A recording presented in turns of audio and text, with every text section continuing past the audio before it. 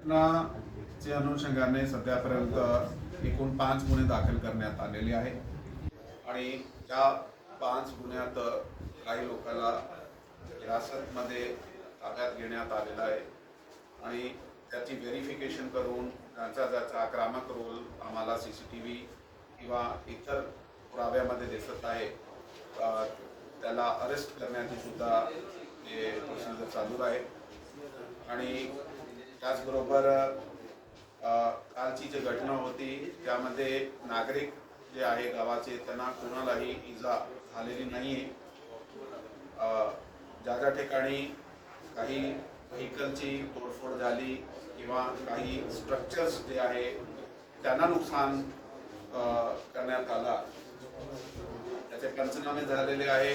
त्याप्रमाणे गुन्हे दाखल होऊन पुढील प्रोसिजर्स आम्ही सांगितलेलं आहे ते चालू आहे. गावात सध्या पूर्णपणे शांतता आहे.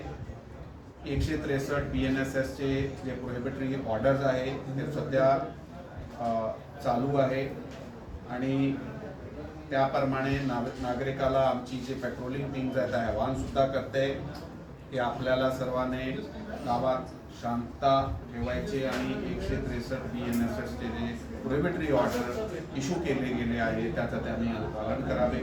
गावातील लोकांकडून पण ते आम्हाला सहकार्य भेटत आहे. ज्येष्ठ नागरिक वरिष्ठ नागरिक गावाचे आहेत त्याच्याबरोबर आमचे वेगवेगळ्या टीम्स मीटिंग करीत आहात. गावात पेट्रोलिंग पार्टी गावाच्या लोकांबरोबर डायलॉगमध्ये आहे आणि शांतता झालेली आहे. आमची जो पेट्रोलिंग पार्टीज आहे फिक्स पॉइंट बंदोबस्त आहे ते गावात तसे आम्ही ठेवले आहे. काल रात्री सुद्धा चोखपणे बंदोबस्त लावण्यात आला होता. आज सुद्धा चोखपणे बंदोबस्त लावण्यात आला होता.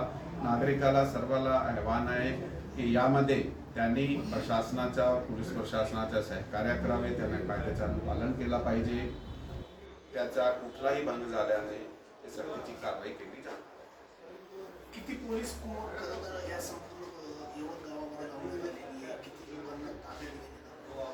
यामध्ये पोलीस यंत्रणातर्फे असा नंबर देणे योग्य नाही कारण आम्ही वेळोवेळी जे नंबर आहे ते कधी वाढवतो ते काही वेळी त्यांना रेस्ट सुद्धा दिली जाते. दिवसाती ड्युटी वेगळी दिली जाते आणि रात्रीची ड्युटी वेगळी दिली जाते. त्याशिवाय काही विशेष पथक जे आहे आमचे क्राईम ब्रांचचे किंवा तुमचे कोकणी आहे ते पण त्या ठिकाणी फिरत आहे. जसं आपण पकडला ते SRPF ची कंपनी आहे आमची RCP ची कंपनी आहे. हा दोघाला जर आपण पकडला 150 लोक तर 30 होऊन जात आहे. त्याच्याबरोबर स्थानिक पोलीस आहे बाहेरून आलेला जिल्ह्याचे इतर पोलीस स्टेशनकडून आलेला बंदोबस्त आहे आणि त्याला आम्ही शिफ्ट वाईज बंदोबस्त देत आहोत. तरी पेट्रोलिंगसाठी आमचे DYSP रँकचे ऑफिसर त्याच्याबरोबर PI रँकचे ऑफिसर त्याच्याबरोबर API PSI ही पेट्रोलिंग करत आहे. त्याचे फिक्स पॉईंट सुद्धा आहे आणि एकूण परिसरामध्ये जे पोलीस डोमिनेशन आहे ते करण्यात आले.